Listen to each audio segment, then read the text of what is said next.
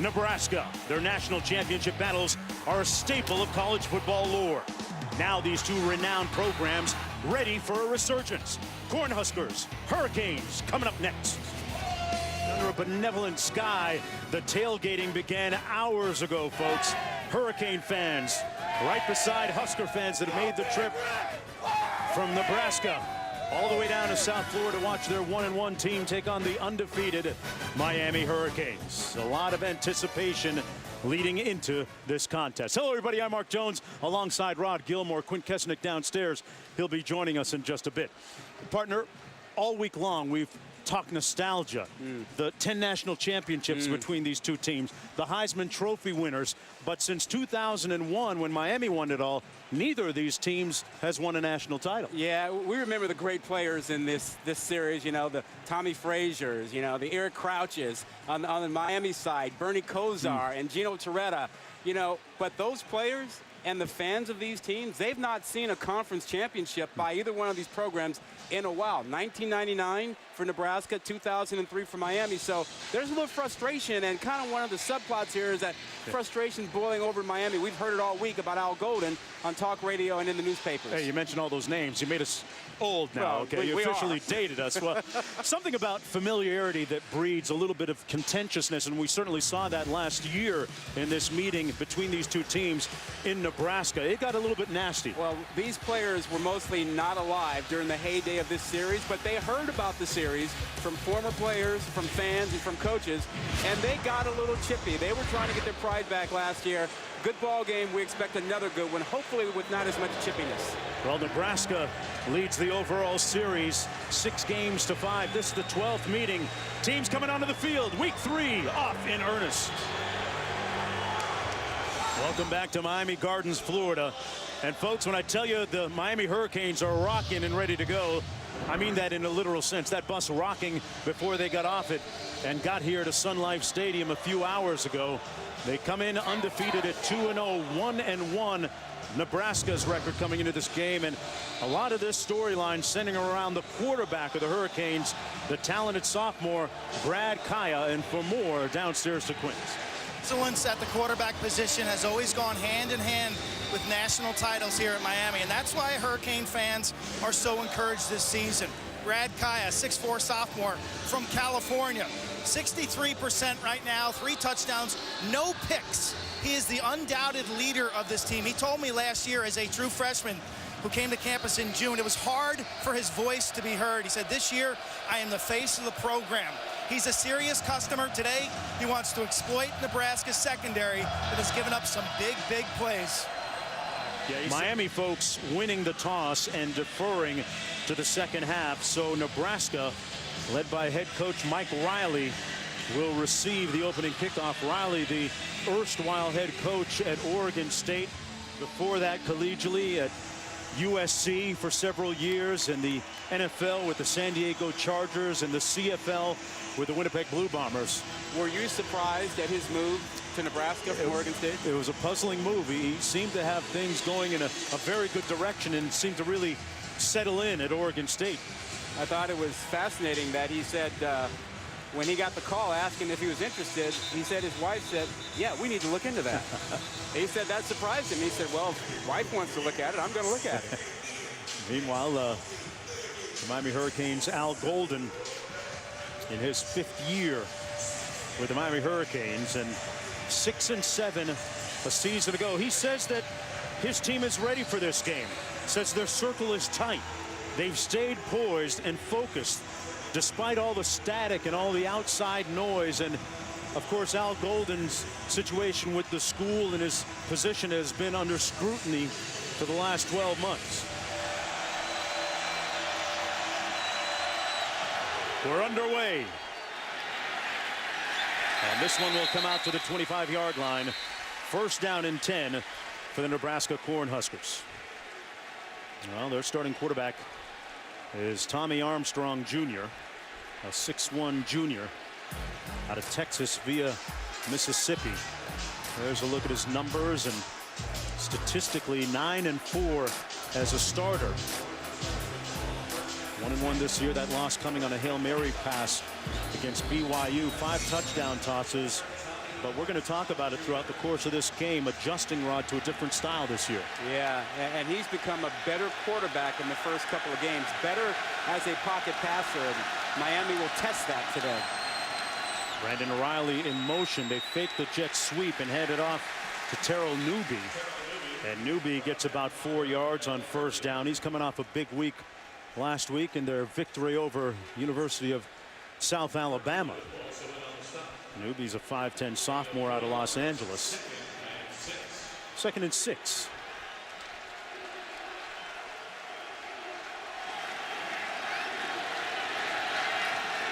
Three receivers, single back formation.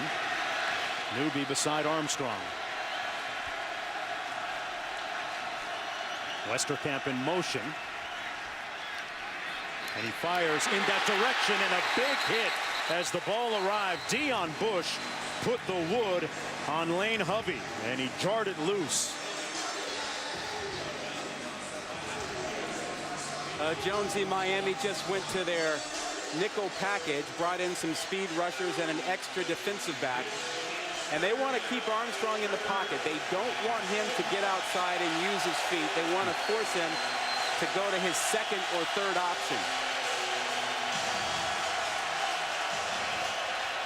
4 receivers out on this formation. Newby in the backfield beside Armstrong. Westerkamp in motion. Armstrong had time, and it's incomplete. Intended for Westerkamp again, and it's 3 and out to start the game for the Huskers offensively. This Miami defense had some trouble last week in their game against FAU, but a good start for them here on the opening drive. You know, you mentioned the heat that's been on Al Golden down here. A lot of that has gone to the defensive side of the ball and their struggles.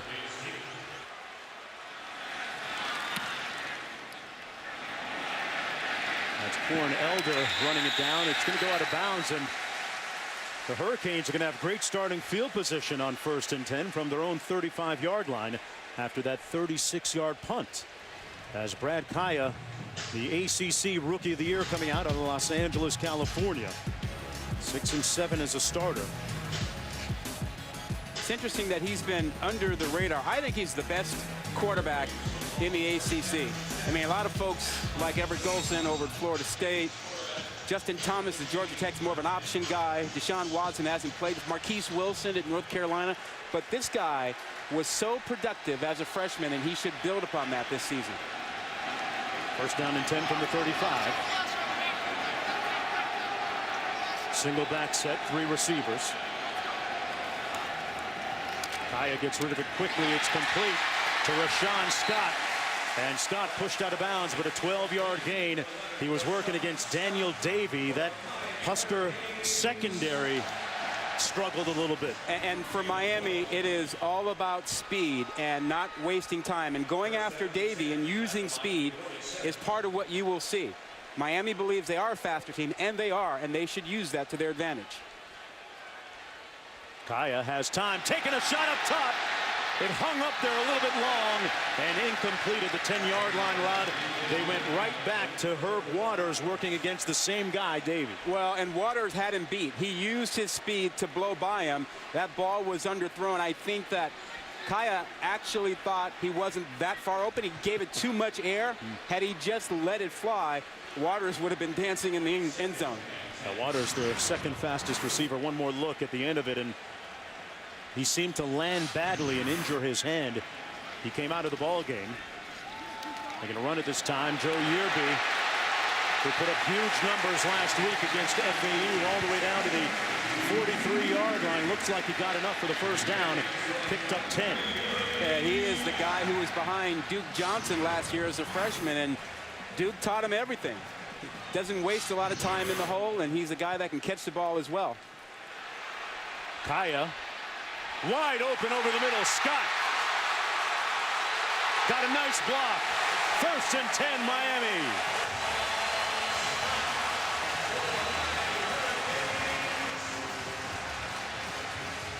A 32-yard gain.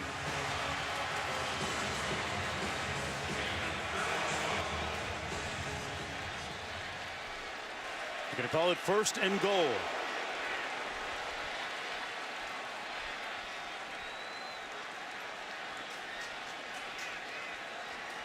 Here be the single back. Kaaya on the slant. Touchdown Hurricanes. Christopher Herndon.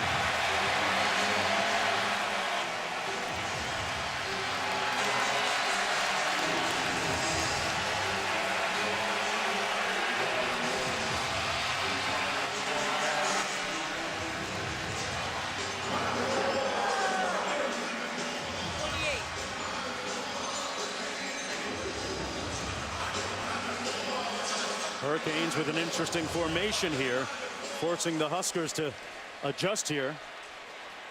And now they're going to go a little bit more conventional and kick the extra point.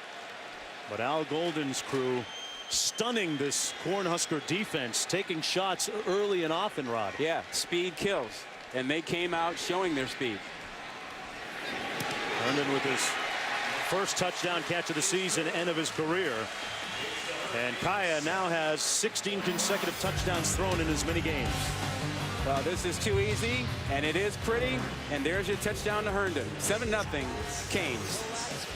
Another beautiful day here in South Florida. A look at the South Beach area, right around Collins Avenue, Ocean Drive, around 41st Street. Meanwhile, uptown here in Miami Gardens, 7-0 Hurricanes lead. Kaaya went 3 for 4 for 54 yards on that opening drive. And let's see how the Cornhuskers bounce back.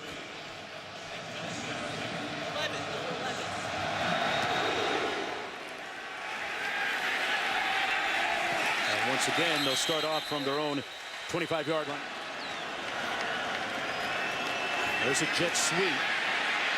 Handoff is to Riley, and Riley has another first down for Nebraska.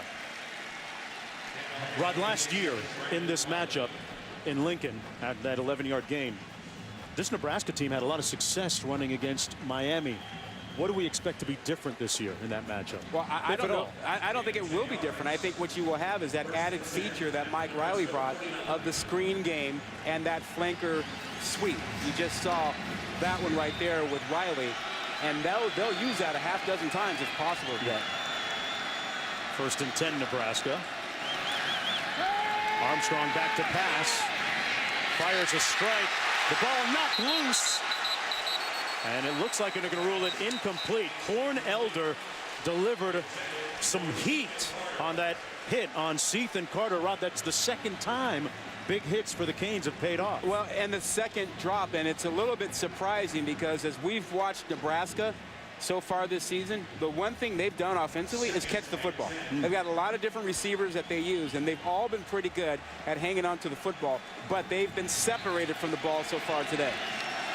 2nd down and 10 from near midfield. Newby in the backfield takes the handoff, and he's going to be stopped up right near the line of scrimmage. Might have gotten a yard on the play, so let's look ahead a little bit. 3rd down and 9 for Nebraska. Mike Riley implementing his new offense. Well, I think he's happy with the little shallow crosses that they've run across the middle. They've been there, but they've suffered big hits and lost the ball. So they haven't stopped it. So come back to it, whether that is Westerkamp dragging across or your tight end, and maybe Carter's that guy. But either one of them over the middle should still be open right now. 3rd and long for Armstrong. Up top and incomplete. Good coverage by Tracy Howard on the corner on Brandon Riley. So 4th and long coming up for Nebraska. And they'll punt for the 2nd time this afternoon.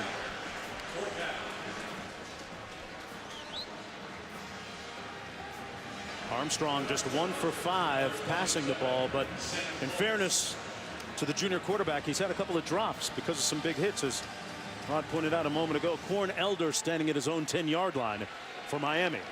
You know, it looks awfully hot down there. Looks? It is about 93 degrees, and that's not counting the humidity. And I tell you what, Sam Foltz with a poor effort on that punt. That is the follow-up after a 36-yard effort that he had on his first one. The official still walking up, and he's going to mark it at about the 33. 1st and 10 from there for Miami. 7-0 lead for the Miami Hurricanes. Brad Kaaya led his team down the field on the opening drive of the ball game for Miami and scored a touchdown. That big play, that 32-yard pass and catch to Rashawn Scott. And you can understand after watching him on the opening drive what some of this hype is all about. He hands it off to Joe Yearby, and Yearby brought down after a gain of about 7. There has been a lot of heat on Miami's head coach in the pressed white shirt right there, as this banner ran last week over the stadium at FAU when they played. Yeah, they ran it this morning today as well. This was the second banner that they flew over the stadium. That also today. So some people making their voices heard, as is Kaaya, caught down to the 15 by Waters. And that might quiet the critics of Golden for a while. A 38-yard gain. Well, Kaaya hangs in there. He had to hear the pressure coming, but he stood his ground as Young, the freshman, is coming to get him. The ball is perfectly thrown.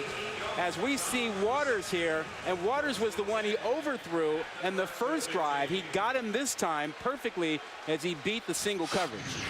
Working on Davey again. 1st and 10 from the 15. Yearby stopped up after a gain of about 3 or 4.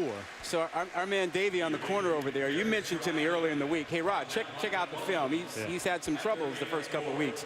And I guess Miami did too, because they've gone right after him at least 3 times already today. Wow, if you're Nebraska, what's the adjustment, or is there one to help him out? Well, you can go to zone coverages, but at some point zone coverage becomes man coverage when they run goes on you. Miami with some talented receivers between Rashawn Scott and Stacy Coley, who's back this week, number 3. Kaaya, little pressure, picked it up, touchdown Miami. Brady with the catch. Tyrone Brady. He beat Josh Kalu. Oh, he is picking them apart.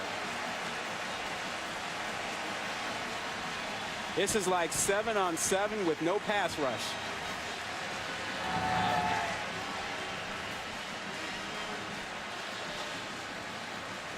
Offensive coordinator James Coley coming out with an aggressive script for the Hurricanes offensively to start this game. And in speaking with him earlier this week, Rod, we kind of had the feeling he wasn't going to be tentative at all. No, he certainly felt they had a speed advantage and that they would take every opportunity to use it. And the Hurricanes out to a 14-0 lead. Kaaya, 2 touchdowns his last 3 passes. And Brad Kaaya just eviscerating that secondary of Nebraska. 14-0 Miami when we come back. Welcome back, everyone, to Sun Life Stadium here in Miami Gardens, Florida. Boy, the Miami Hurricanes coming out early here and stunning Nebraska to the tune of 14-0. Brad Kaaya has been on fire. And the Hurricanes kicking off from the 50-yard line, a result of the penalty on the extra point.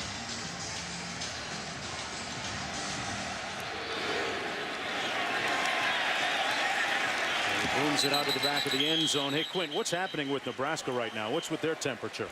Jonesy, you sit around an air-conditioned hotel room all day and you hydrate and you think everything's going to be fine, and you come out here. It's a tropical steam bath down in the field, 95 degrees plus heavy humidity. Mike Riley elected to take an abbreviated warm-up, and given the history between these two teams and last year's the intensity, the violence of that game, there were no misbehavior in the early warm-ups, and it just looks like Nebraska right now, a little on the flat side, not emotionally ready to play. Yeah, it's an interesting fine line that you have to walk. A lot of local kids from South Florida on the roster, so they know about the history of the program. 2nd and 12, Nebraska. Armstrong complete out to the 30-yard line. Catch is made by Cotton. Tight end Sam Cotton making the catch. Third down coming up. Yeah, they're still able to work inside. We've seen them throw the ball over the middle. That was an 8-yard pickup. And remember, they successfully threw the ball over the middle in the first couple of drives, but had the ball knocked out on tackles.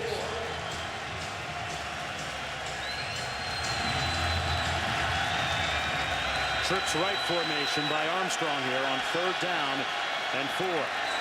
It's going to take off on a designed run, but nowhere to go. And the Hurricane defense answers the challenge again. That's Muhammad. Just man, he was all over that thing. That's a fantastic play. He fought off the blocker. Watch him to the right side of your screen. He gets blocked, takes off. He doesn't stay blocked, fights off of it, and makes a play in the backfield. That is huge for a guy who missed all of last season with the suspension and has recently gotten back in the lineup. Sophomore out of Irvington, New Jersey. 4th and 3. And Sam Foltz into punt. Warren Elder staying at his own 27, a low-line drive, but better than his first 2 attempts, and I'm not sure that's really saying much at this point. Foltz certainly struggling. That one just 38 yards. Certainly off to that kind of start, Rod.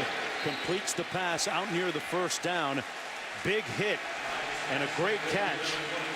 Gary made the catch on Herndon. You know, Jonesy, a lot of young quarterbacks are afraid to throw over the middle because they can't see the linebackers. They can't see the safeties. Well, it helps when you have big tight ends like Herndon who are willing to put their body at risk to catch the ball for you. Boy, they both seem to get up a little wobbly after that one, Rob. Can't run from that.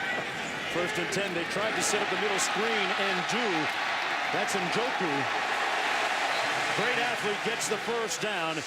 David Njoku, also a high jumper on the track team at the University of Miami.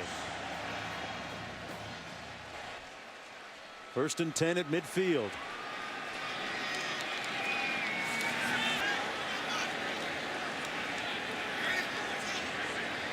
Yearby still beside Kaaya. Given time. And he overthrew Yearby. And that would have been 6 had he put a little bit of air underneath it, Rod. Yep, just needed a little bit more touch. And you saw him move a little bit out of the pocket.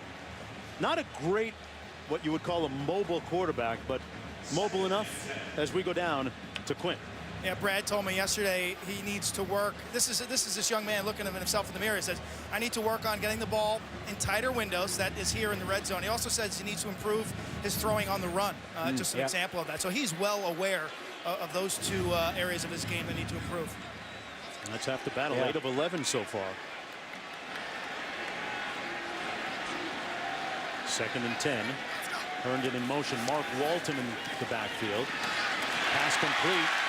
Over the middle, down to the 2-yard line. Wow, Herb Waters dragged the pile of Huskers about 3 yards to set up 1st and goal. You know, to Quint's point, that was a very tight window. Look at all the white shirts around there. And he was able to squeeze that football in there. I mean, Kaaya is gutsy. He's accurate. I like the attitude. They're in a great spot right now. Mark Walton in the backfield. He scored a bunch of touchdowns last week against FAU in such situations. Takes the handoff and he's stopped up short of the goal line at about the 1.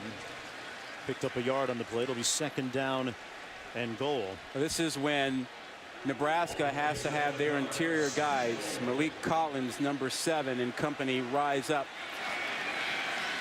Valentine has had a bad ankle. I think he's out of the picture right now, not on the field for Nebraska. 10th play to drive. Walton, pile moving, but no signal yet. Might have gotten a yard. Akin Moladune making the stop for the Cornhuskers. Yeah, we watched Valentine moving around in pregame, and he wasn't looking too mobile. Yeah. 3rd and goal. They've run it a couple of times. You run it again here? Are you looking to throw it? I would expect Miami to go to the edge now and get away from Collins inside because he's fairly disruptive. So if they would go to the edge, maybe with the tight ends or try rolling out Kaaya. I don't expect him to go right back inside where Collins is. Kaaya to pass on the fade. Just a little long and incomplete, intended for Njoku. So, as you said, Rod, it looks like Nebraska dodges one here, as Miami will go for the field goal. Well, Mark Banker, the defensive coordinator, recognized it also, and he did bring the house. Well, Njoku's a 7-foot high jumper, but couldn't jump high enough to get to that ball. Yeah, no, it was the right thing to do. They needed to come out of this thing without giving up a touchdown, and it looks good so far for Nebraska that they will prevent a touchdown down here. Badgley's 4 of 5 on the season so far.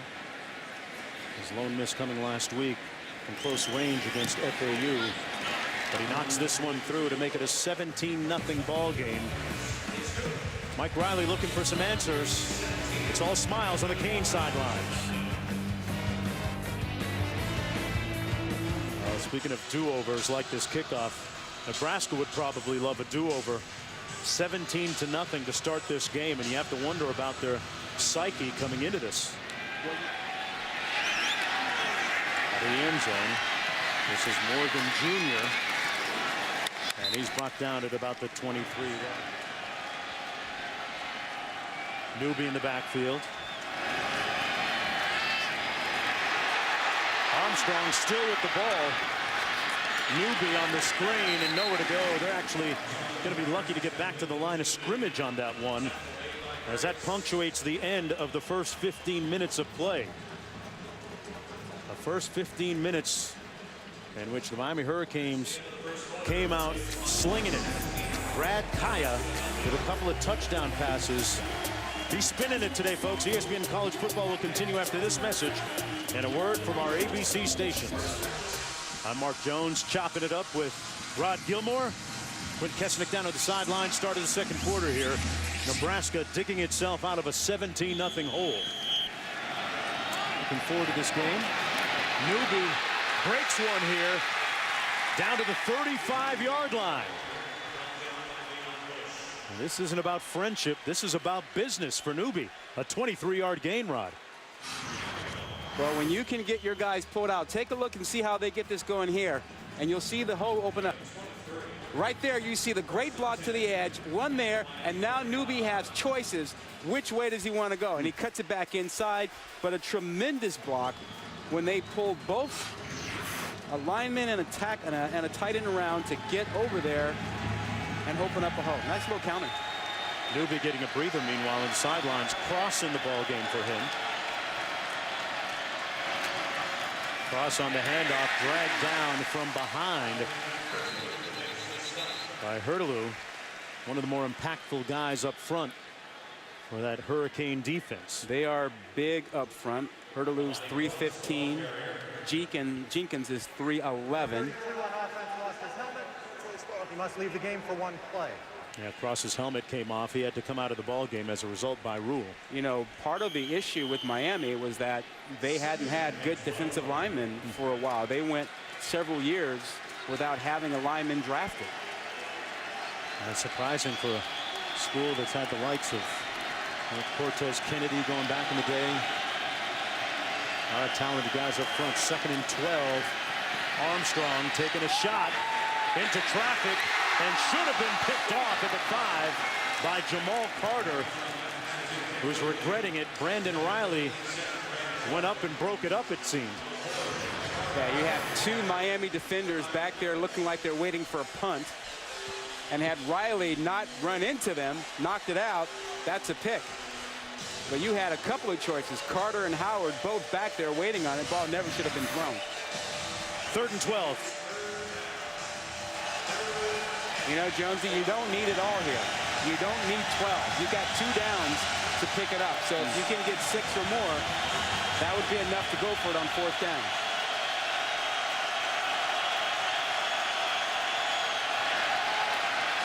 Armstrong sets up the screen. Newby stayed on his feet. Short of the 1st down, Corn Elder knocked him off his feet on the 5-yard gain. It's 4th down coming up. And this would be a pretty long field goal attempt by Drew Brown. There's 2 of 4 on the year with a long of 42. Yeah, it's about a 50-yarder, and I think Mike Riley said he'd be comfortable with about 28 yards. Let's go down to Quinn. Jonesy, there is a slight breeze at Brown's back, moving right to left across the TV screens, probably about 5 to 10 miles an hour. This time of the year when it's so warm, this ball tends to carry a little bit further. It's nice and bouncy. Well, that's a good point, Quint, because this is about 5 yards longer than Mike Riley said he would like to try a field goal. It's up. And man, he drilled that with room to spare. Drew Brown with a career-long 49-yard field goal, and the Cornhuskers are on the board when we come back. Welcome back, everyone, to South Florida. Beautiful day out on the beach and up at Sun Life Stadium. As Drew Brown gets Nebraska on the scoreboard with a career-long field goal of 49 yards. And we understand what's been out there, the narrative that you hear, and talk radio has been all over it, and the newspapers are saying, look, you know, he hasn't gotten the job done yet. You know, he's, what, 18 and 20 in his tenure here against the Power 5 conferences. And it's time for Miami to get back to being Miami, and fans are frustrated seeing other programs come back, and Miami hasn't come back yet. Yeah, they've had some great upgrades under Al Golden on campus. $7 million field renovation, $20 million upgrade on the Dwayne Johnson, a.k.a. Rock, locker rooms and player facilities. They're also building a player performance center right adjacent to their practice fields, another multi-million-dollar project. So for a program that got by on talent alone for decades, they've made the necessary upgrades and really getting recruits now because the Nevin Shapiro spectacle has passed them too. Illegal formation. Number 12 on the kicking team lined up more than 5 yards from his free kick line. That 5-yard penalty will be assessed at the succeeding spot. First down and 10 for Miami from their own 30. They had their first 3 and out of the ball game on their last offensive series. Joe Year being a tailback, and now motions out of the backfield. Kaaya works the middle, complete to Rashawn Scott, and Scott's got some room. Great move down to the 20-yard line. First and 10, Miami. Ron, you're smiling because that's exactly what you showed at the top of the show. We talked about it. They love to work the middle. They're not afraid of throwing the ball over the middle. They clear the linebackers out of there by moving their backs, and they open it up for receivers like Scott to come inside, and there's another catch and run for a huge pickup. Rashawn Scott missed all of last year with a shoulder injury, a 52-yard gain on that last play, had a clavicle injury, and showing good form coming back this season. And now you see a new quarterback on the field. Malik Rozier. They have a package for him. What is it? What do they like to do with him? Well, he's the more athletic, the more quarterback design run guy, more of the zone read, keep it, fake it. That's the guy, that's the kind of quarterback he is, and probably why he's in there right now.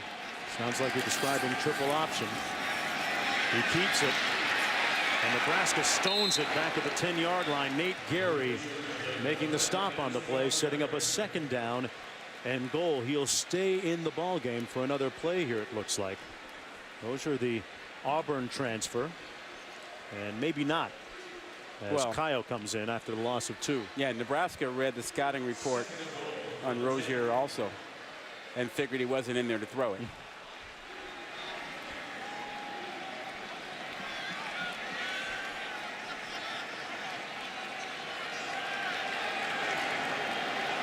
With a couple of touchdowns in the red zone in 3 attempts today. Kaaya incomplete, well defended, intended for Standish Dobar, the tight end. Michael Rose-Ivy, number 15 right there, broke it up. And now we're looking at a 3rd down and goal. And you sense this Nebraska defense, Rod, gaining a little traction, just a little bit of traction in what they're able to do. Yeah, well, give Nebraska some credit. And they're picking up guys out of the backfield. Yerby was the guy that they wanted to go to, but he was picked up out there by the corner on that side. I think it was Rose who had him.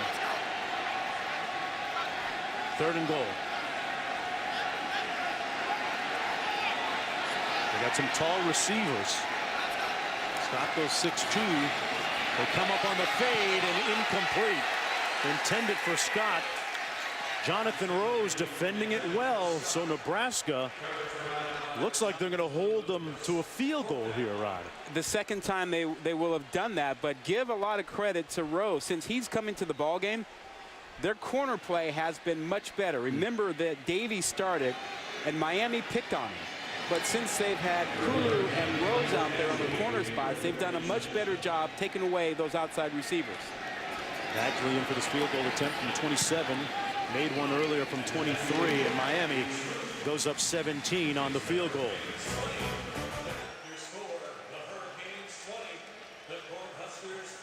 Nebraska will depart the field first as both teams leave the field through the same tunnel. Remember, it got really chippy last year at Nebraska. We haven't had any of that so far today. It has been a cleanly played game. Let's go downstairs to Quint. Coach, how would you best describe the play of your quarterback, Brad Kaaya? Yeah, we're playing hard. You know, he's seeing it really well. You know, we had 2 red zone penalties and that sack. Other than that, we'll get that cleaned up. But Brad's seeing it really well, and he's taking his shots down the field like we wanted to. Yeah, how have you manufactured the big plays in the passing offense? You're just getting the ball to a lot of guys. You know, I don't know who all has head touches, but I know it's been a lot of guys on our offense. Tight ends, backside of the backfield, and multitude of wide receivers. Thank you, Coach. Thank you, Jonesy. Coach Golden's team showing out here in the first half. We'll get you back to the studio after this message and a word from our ABC stations. And here at Sun Life Stadium, Miami Gardens, Florida.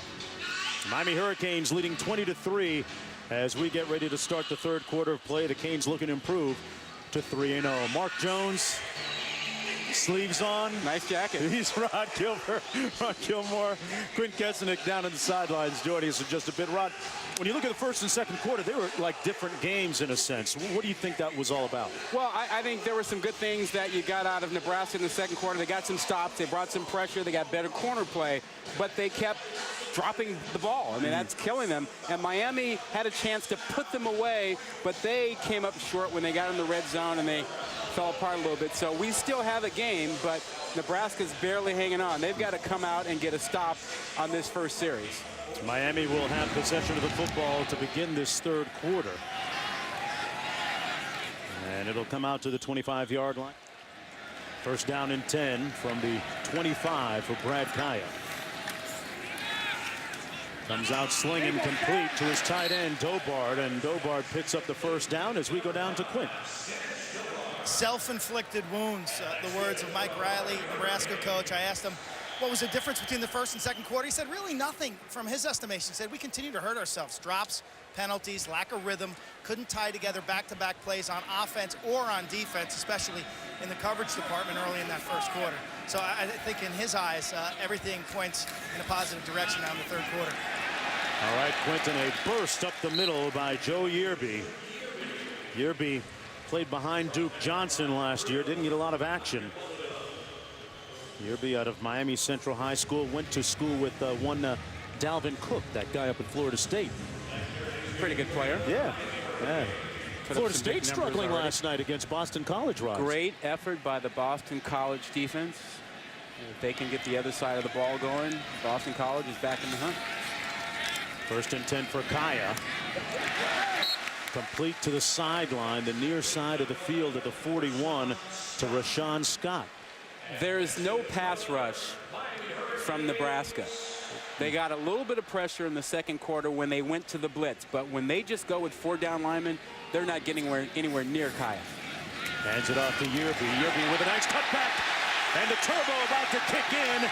Yearby, touchdown Canes.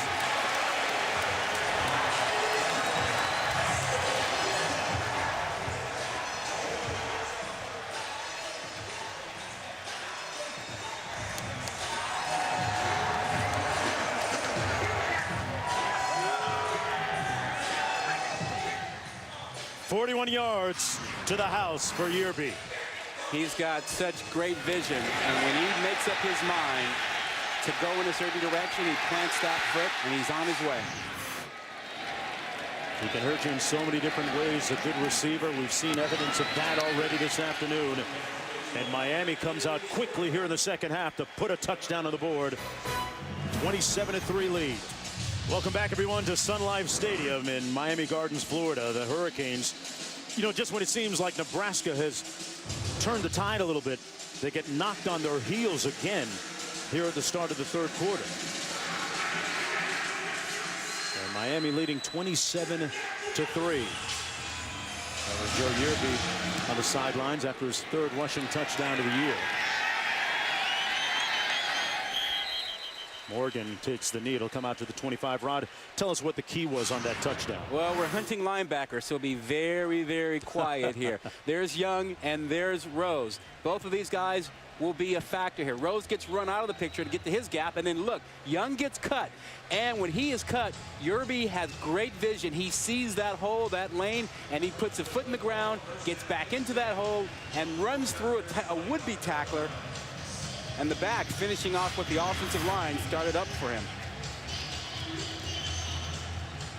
Let's see how Tommy Armstrong responds. 3rd and 15. An option into the boundary. Armstrong keeps it and makes a play with his legs for the first down. That's the other side of the coin for Armstrong. Well, most of the big plays for Nebraska have come because of his legs. Whether it's getting outside the pocket and making a throw or a design run. Imani Cross in the backfield.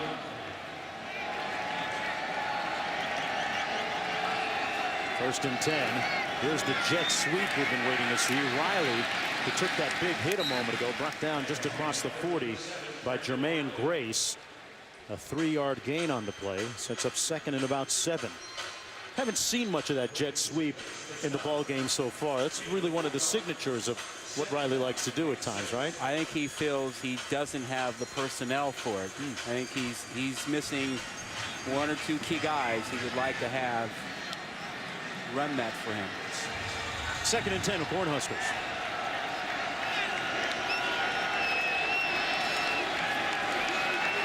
Armstrong.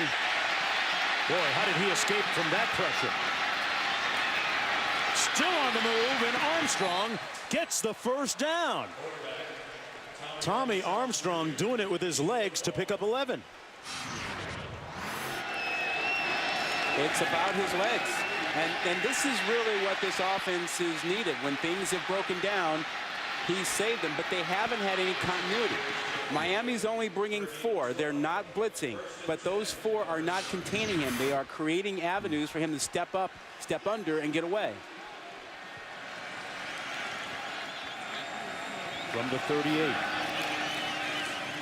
They hand it off to Newby, faking the jet sweep. And another good gain by Nebraska across the 30. It'll be 2nd down and 1. So, Jonesy, what the defensive coaches with Miami have to do, they have to remind their ends, their defensive ends, do not go so far up the field. Flatten out. Just stop. Don't go 8 yards up the field. You get to 4 or 5, stop, and then start squeezing in. But the further you go up the field, the wider the lane you create to allow him to step up and scramble and get a first down. How hard is that to do? Well, try telling a guy going real fast to stop. We're going to see, yeah. It's hard, yeah. 2nd and 1.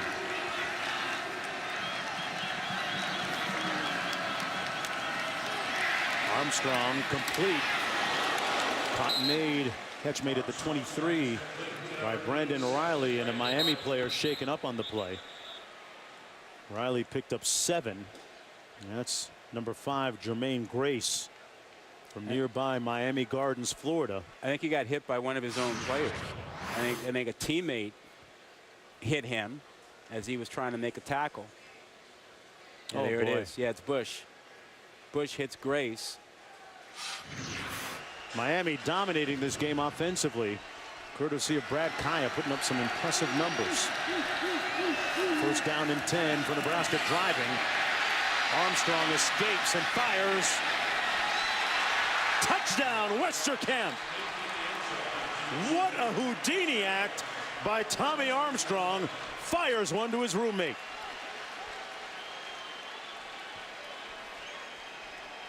What a tough kid Westerkamp is. He knew he was going to take some hits down there, and he's the guy that has been probably the most inspirational toughest guy on the field for Nebraska today, and they should have gotten the ball to him more. And Armstrong did a great job of staying alive long enough to find him in the end zone. Nebraska trying to creep back into this ball game. Brown with the extra point, knocks it through, and for Armstrong, that was his 6th touchdown pass this season, the 37th of his career. Westerkamp, whose dad Bob played wide receiver at Illinois, and right now Westerkamp stunting like his daddy, and the Huskers trying to make a move when we come back to Miami. Nebraska with a 10-play 75-yard scoring drive in just under 5 minutes, answering the earlier touchdown by Miami to keep pace with the Hurricanes here in the 3rd quarter. And the big play, the pivotal one that kept it alive, was that sideline penalty against Miami. Gave Nebraska that 1st down. And they're going to take it out. Walton stopped up short of the 15-yard line. Walton in a tailback on 1st and 10. Kaaya led his team into the end zone last drive. A short pass completed to 16 to Herb Waters. Rod, let's get back to, we touched on a little bit earlier in the ACC. Florida State last night goes up to Chestnut Hill, Massachusetts, and it wasn't the walkover that some people might have expected. Yeah, and if you watch Louisville and Clemson Thursday night, you didn't come away from it thinking that Clemson was a lock to win the ACC. I think a lot of folks now are looking at Georgia Tech going, that may be the best team in the ACC. 2nd down and 6. Kaaya fires the completion. Scott lunging with a great second effort for the 1st down. All right, Cassidy back here after the 7-yard pickup, 1st and 10. From the 29 for Miami, looking for their 3rd win of the season. This is Mark Walton, the true freshman from Miami, a 2-yard gain. You know, that Ohio State score reminds you that players are human. Yeah. You know, you're talking, 18 to 22-year-olds and classes and girlfriends and breakups, and you just can't pencil in a 35-point win every week, can you? Ask Auburn, right? Last week? Oh, yeah. Jacksonville State. Well, we're not going to see it on that one. He hands it off to Walton, who stopped up trying to get to the edge, and it's going to be 3rd down and about 8 to go for Miami. Rose Ivy making the stop on the play. Now, Brad Kaaya's dad is a screenwriter. His mom played Felicia in the legendary urban classic comedy Friday, which was produced by Ice Cube. Those of you that have seen the movie remember Felicia, the character. That is Brad Kaaya's mom. Blitz coming by Nebraska. Kaaya picked it up. Got a hot receiver. What a catch over the shoulder by Brady. Circus is in town. Remember back in the 1st quarter when Kaaya overthrew his receiver on a deep ball like that. And we said he didn't give him a chance. He didn't put enough air underneath it. He learned from that throw and made the adjustment and gave Brady a chance. Walton runs it between the tackles, cutting it back after that 35-yard gain. Walton picks up about 4 or 5. 2nd down coming up. But a big play that time by the Hurricanes offensively. And what a tremendous catch. Al Golden certainly with some talent on the field. Looking to improve to 3-0.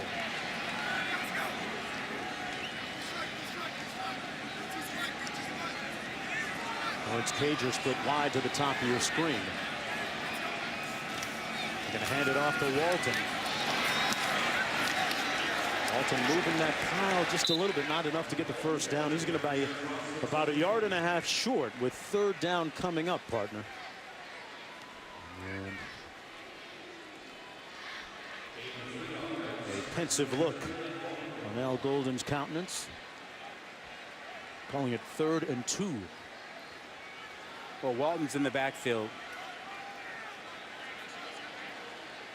About 195-pounder, good inside runner. Kaaya has connected on his last 6 passes. On a bad wheel at that. Slings it incomplete at the 3. No flag on the play intended for Waters. Well defended by Chris Jones. And 4th down coming up for the Hurricanes. Michael Badgley comes in to kick a field goal.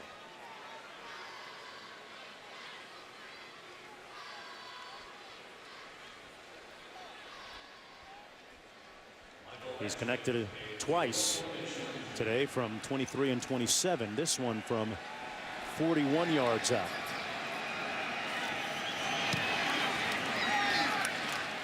And he drills it through. Miami leads 30-10 with 3:42 to go here in the 3rd quarter.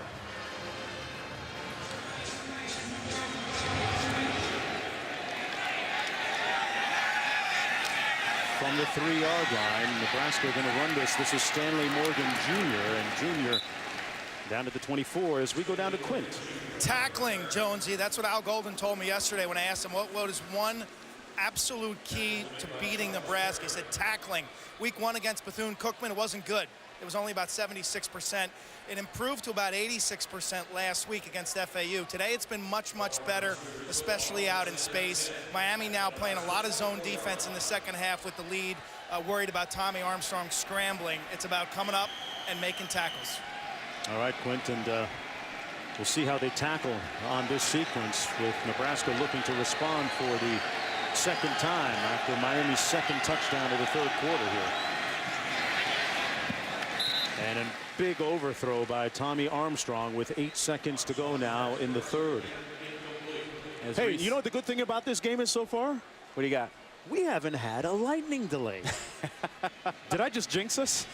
You are far too much of a veteran to do something like that. Seriously? They've had 2 of them so far. The Hurricanes have had 2 games and 2 lightning delays against Bethune-Cookman and you're on the clock now. I'm sorry, man. You can put it on me if it happens.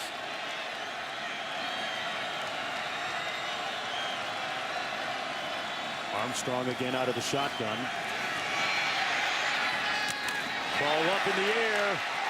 Caught, picked off miraculously by Deion Bush.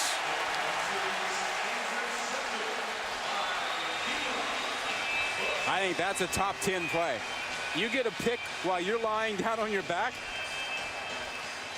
Hello, SportsCenter. Tracy Howard with the hit on Brendan Riley, and the ball went up in the air right there, Rod. Yeah, watch this, though. He is spun around and still has the presence of mind to keep his head in the air looking for the ball as he's spinning around on the ground. Nice. Hashtag SC Top 10. We'll continue with this after this message from our ABC stations. A little cloudy here at Sun Life Stadium, Miami Gardens, Florida, as we come back for the start of the 4th quarter. The Hurricanes leading 30-10. This is the first play of the period. Off that interception a moment ago, Kaaya completes that pass to Christopher Herndon, number 23, and another Miami first down, a 12-yard gain. Well, whatever discomfort he was experiencing in that leg seems to be allowing him to at least pass it okay, Rod. An opportunity to get more on the board. He seems to be moving all right. They have a chance to kind of put this one away. Guy over the middle, almost intercepted. Intended for Stacy Coley. Ryerson Cockrell broke it up. So where's Miami's rushing attack? Great question. I mean, your 4th quarter, you're up 20. You know, you can run the football a little bit, run some clock. Keep the clock moving. Finish out the game. Or is this an Al Golden kind of statement? He wants to get up by 27 or whatever and have a huge, huge win? Interesting point, Rod. 2nd down and 10.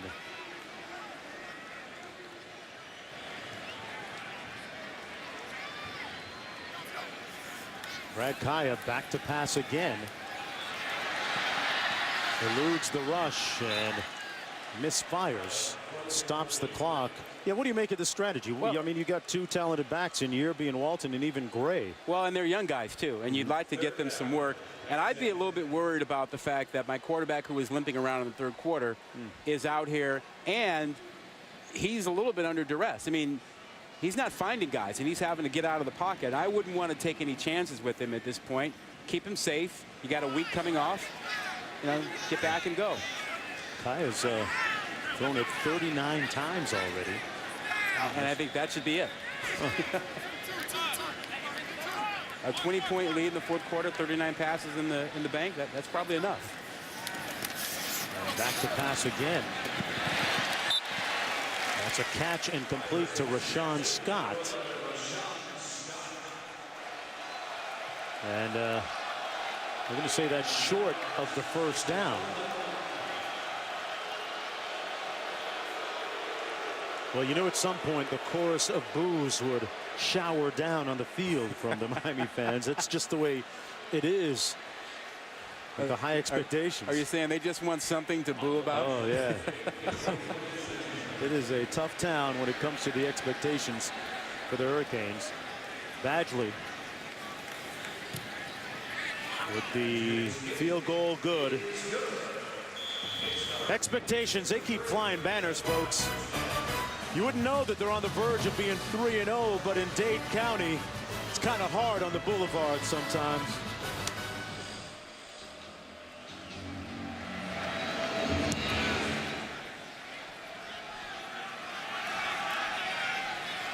And back in the come out to the 25-yard line is, and here's Newby with the running portion of that style over midfield and into Miami territory. And how long a process do you expect something like this to be? I don't know. I mean, I think they want to be a tailback-oriented running team and not a quarterback-designed run-driven team. I think the one thing that's improved is you can see Armstrong is better at throwing the football. And he's better outside the pocket, and he's better in the pocket. Steps up and fires incomplete. Broken up by Corn Elder. And late flags on the field.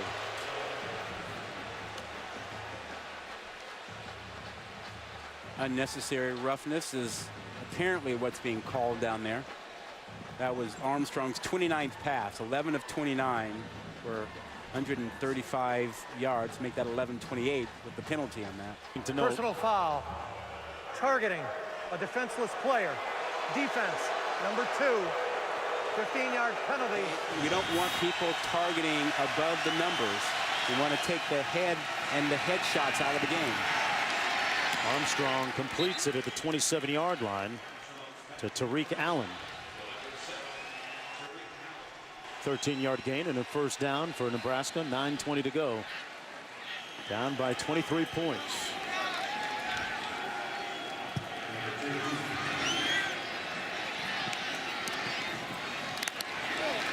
That pass incomplete.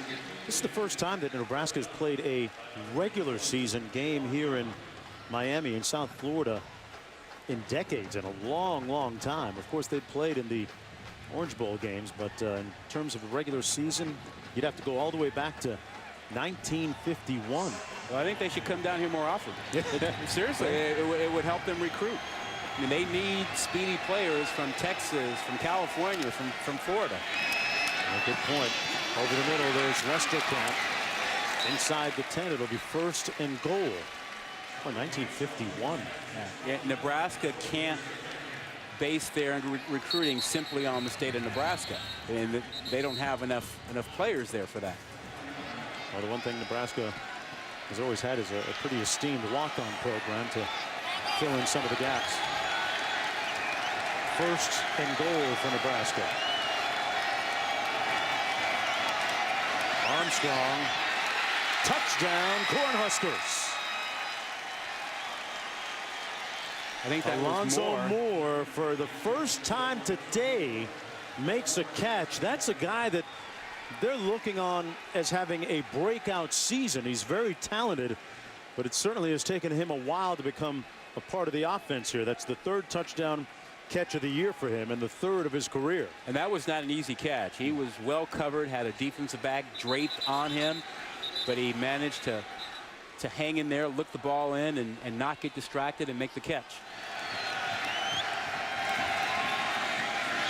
Armstrong rolls out, finds his man, and they get the 2-point conversion. Ethan Carter with the catch, and it's a 15-point ball game. Armstrong trying to rally his team on that strong arm of his. Welcome back, everyone, to Miami Gardens, Florida. 8:36 to go in the fourth quarter. The Hurricanes leading 33-18 here from Sun Life Stadium. I'm Mark Jones, chopping it up with Rod Gilmore and Quint Kessenich down on the sidelines. The 12th meeting all time between these two storied programs. Nebraska did not go for the onside kick, although it appeared as if they were setting up for it. And Stacy Coley, one of the fastest players on the team, on the kick return, and a nice return out to the 38-yard line, and he's coming up gingerly as he planted that leg. Here they run it. Yearby into the boundary, tiptoes out of bounds at the 45-yard line. Got about 7 on the play. It'll be 2nd down and 3. Is this the drive you think they need to run the ball? I think they recognize that last drive they should have been shortening the game by running the football, by throwing and keeping the clock stopped as often as they did. They've given Nebraska a chance. And Walton up down after a gain of 1 by Malik Collins. Collins, their impact player on that defensive line. You remember Vincent Valentine out with that ankle injury. He and Collins teaming up to usually form a pretty stout front there. Yeah, well, here's your shot for Nebraska. And you probably will get a lot of pressure in single coverage.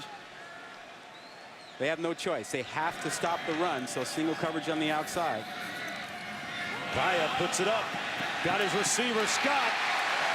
And he makes the catch. No, it's incomplete. Did not come down with it.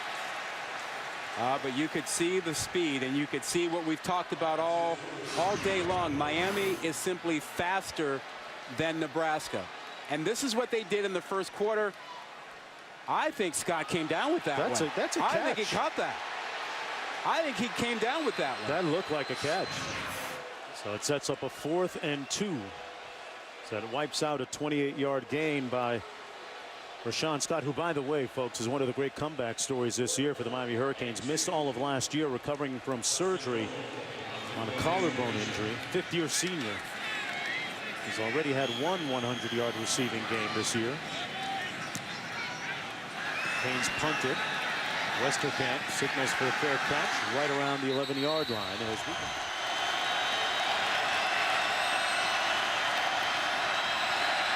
Armstrong throws it off his back foot, but that's just what he does. And he usually does it to his roommate right there, Jordan Westerkamp, with another 1st down. 5:35 to go. Nebraska with 2 timeouts remaining.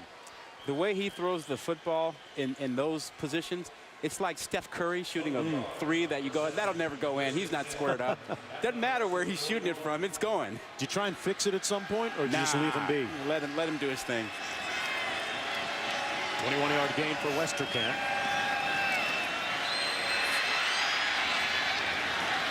Finds his back Newby. Made 1 man miss and gets out of bounds about 3 yards short of the 1st down at the 48. Earl Newby out of Los Angeles, California, the reigning Big Ten co-offensive player of the week. Numbers not quite as productive as last week. 2nd down coming up for Nebraska. Underneath, the pass complete to Morgan Jr. Out in the open field, still broke a tackle. And finally corralled inside the 20 at the 19. Just a crossing route against man coverage, and Armstrong, this is the toughest route in man coverage. There was a bit of a pick play there, and Morgan got away from Artie Burns. 1st and 10 from the 19.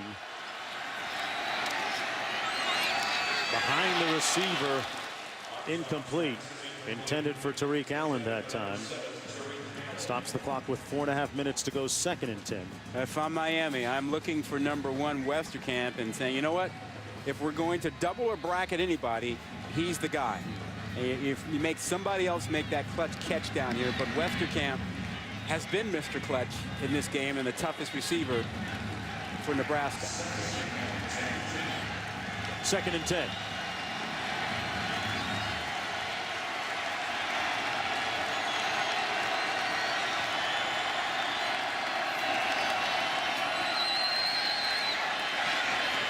Pass incomplete. Intended for Sam Cotton. Brings up a 3rd and 10. And this defense is going to try and close it out here.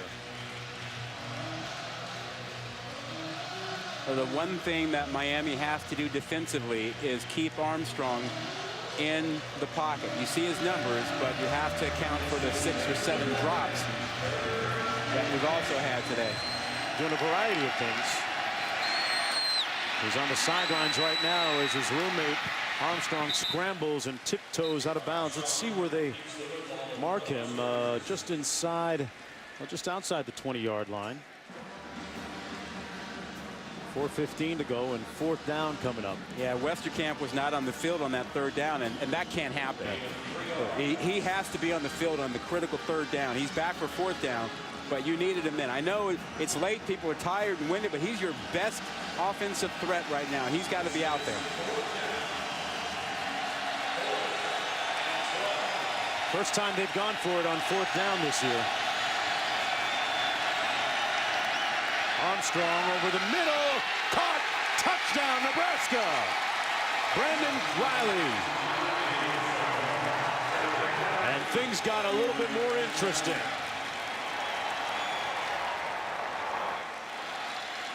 Riley with his first touchdown catch of his career. 6'1" junior out of Lincoln, Nebraska. Makes it a 9-point game. They're going to set up for the extra point, and it's a 1-score contest now.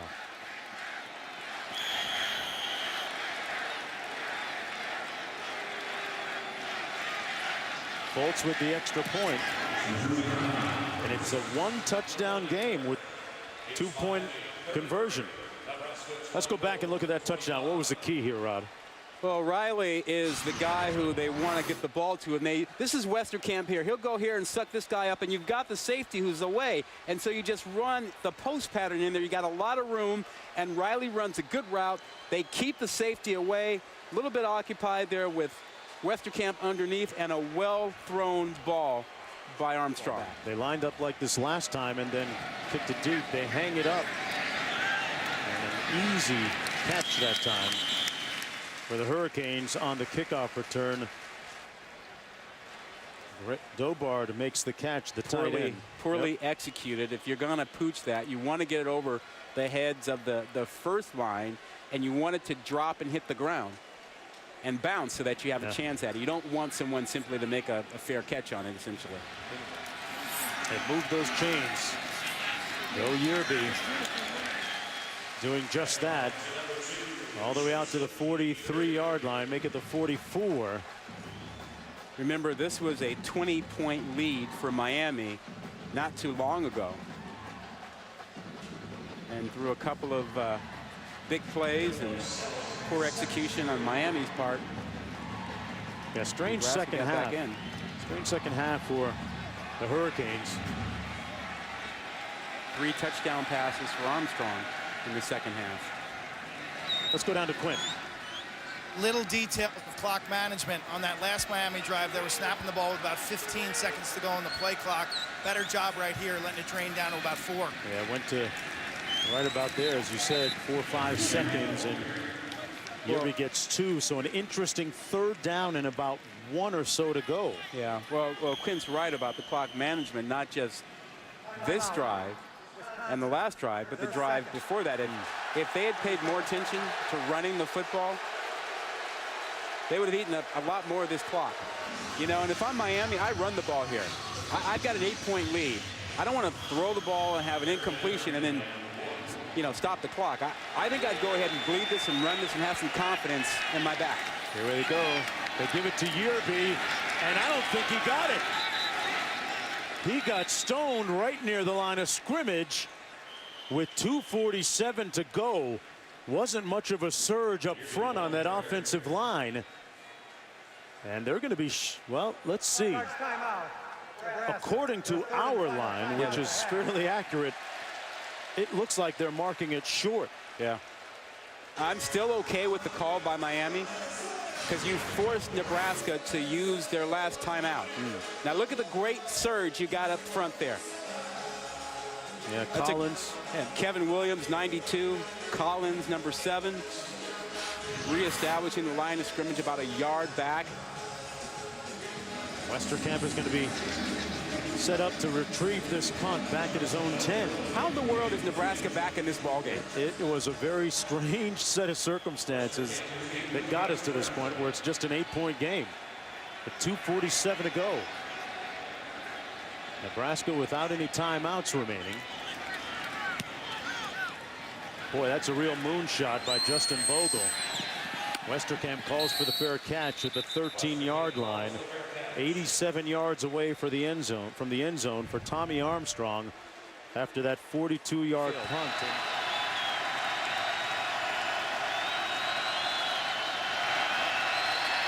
Armstrong completes it. Out of the backfield, that was Terrell Newby. And Newby picked up about 2 or 3 on the play. 2nd down.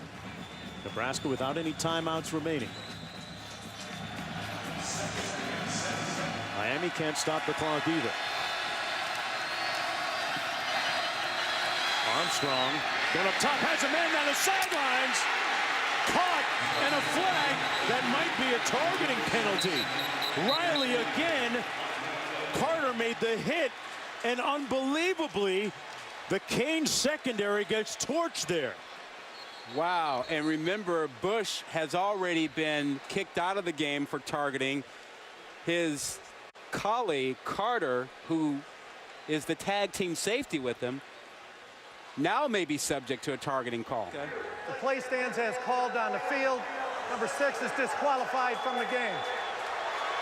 So just to recap, Deion Bush was ejected earlier for that same call, and Carter, his backup, was just ejected for the same thing. Well, and it's all good for Nebraska. If you're Nebraska, Mike Riley, you know this. And now you're looking at your slot receivers and your tight ends against the safeties here because you know they're going to their 3rd string safety. Wow. How do you exploit that now if you're looking at running or calling a play? Well, you work your tight ends and your slot guys inside. You do wheel routes. You make that set. That extra safety who's in the ballgame now. You make him involved in coverage. They tack on 15 yards, and they're all the way down to the 27. What a turn of events. Flag down on the reverse. Moore couldn't get to the edge, and that's going to be a loss on the play. Back to the 30. 30. Moore's the guy they like to run those fly sweeps with a little bit. Hey, Jonesy, here's your new safety. That's your 3rd string safety is in there. Number 24, Josh Johnson.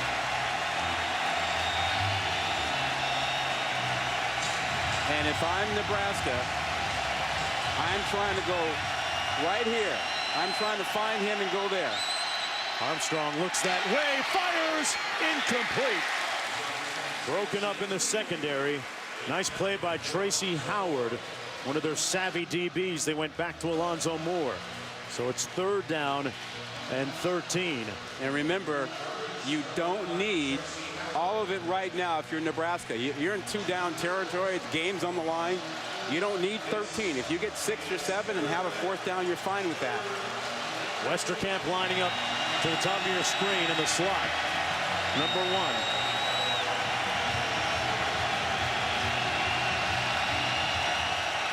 On 3rd and 13. No timeouts remaining. A little heat. Armstrong made a play to get away.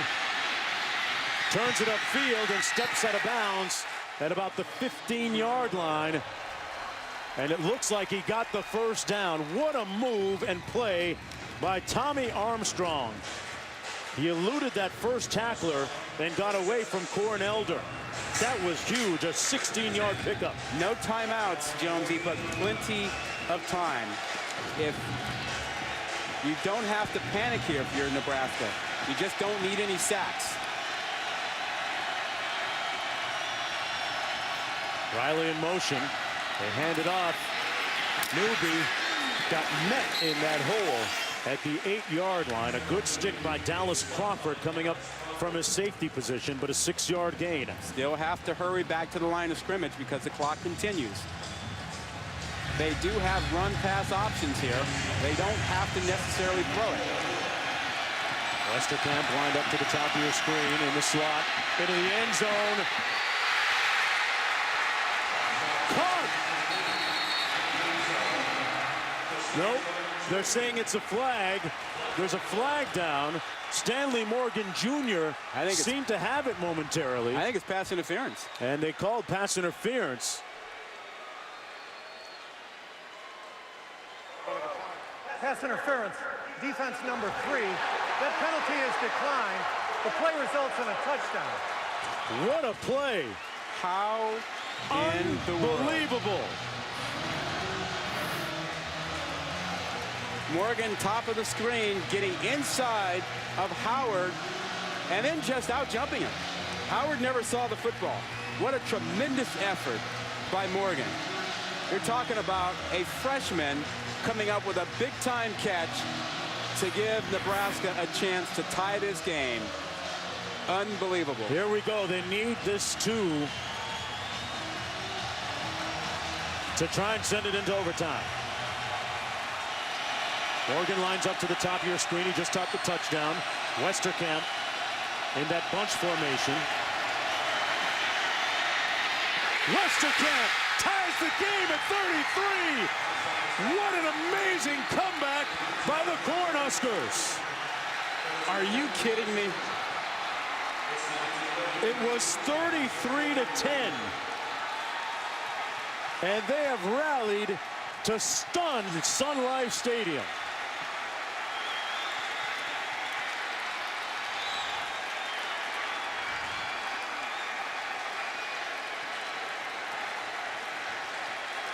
This game was over. But here's the two-point conversion.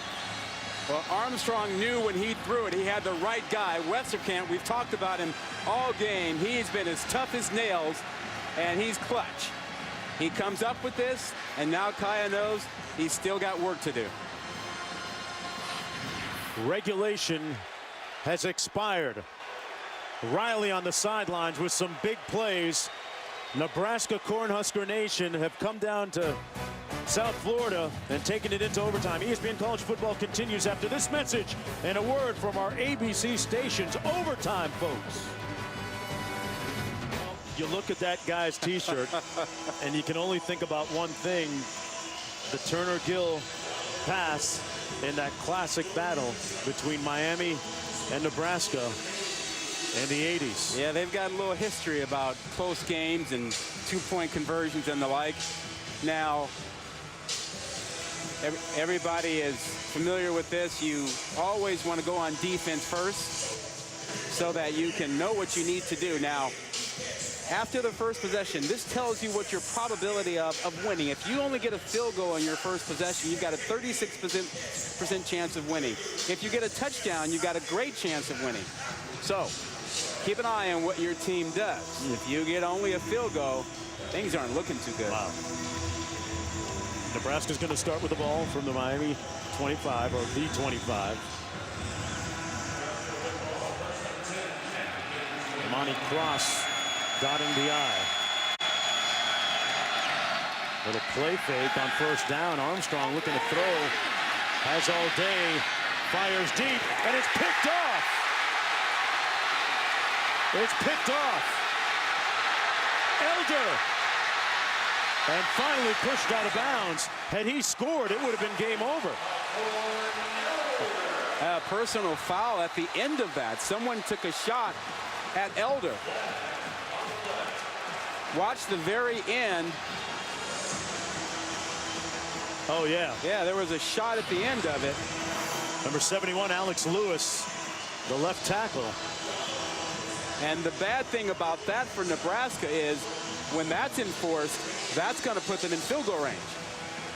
Right away. Now, that play, ill-advised throw by Armstrong. It's first down. No need to force it. You've got plenty of time. Throw it away, come back and play the next one. After the play was He over, just tries to muscle it into the end zone. He didn't have anything on it. Offense, number 71. The next overtime series will begin for Miami from the 12.5-yard line. First down. Boy, you talk about buzzkill. If you're a Nebraska booster, look where the ball is going to be placed. They're going to push this thing all the way down inside the 15 at the 12. If you're Al Golden, you come out and just kick a field goal and end it. It was a stupid penalty, a stupid thing to do, and a stupid throw. Armstrong knows it. Another place kicker, Justin Vogel. Pardon me, Badgley is 4 for 4. They run it. Yearby inside the 5. 8-yard gain. It'll be 2nd and 2.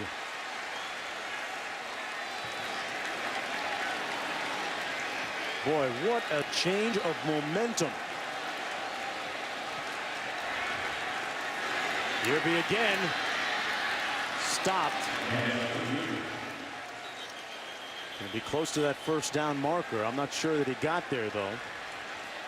3rd down coming up. The ball on the right hash right now. That's where we're going to spot it.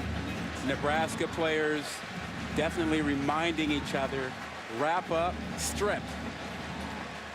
Get the ball out.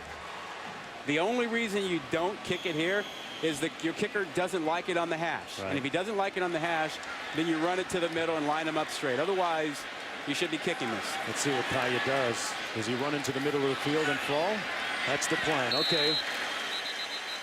So there's your room service. They put it right in the middle of the field for Michael Badgley, the place kicker, who today has made field goals from 23, 27, 41, and 28 in what has been one of the strangest fourth quarters we've seen in a while, partner. Unbelievable. A 23-point lead by Miami squandered. 28 yards away, straight ahead.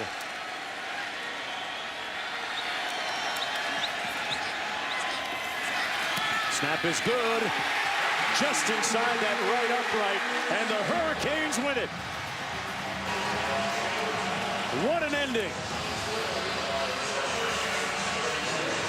Another classic between Miami and Nebraska.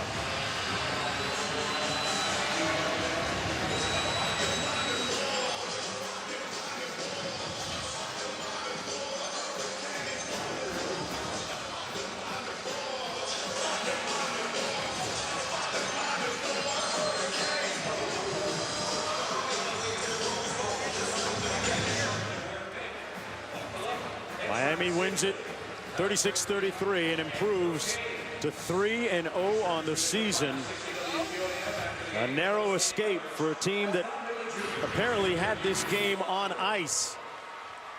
And here's the field goal that won it all for Miami in overtime with a career-high 5 field goals for Michael Badgley. Armstrong played a heck of a game for the Huskers.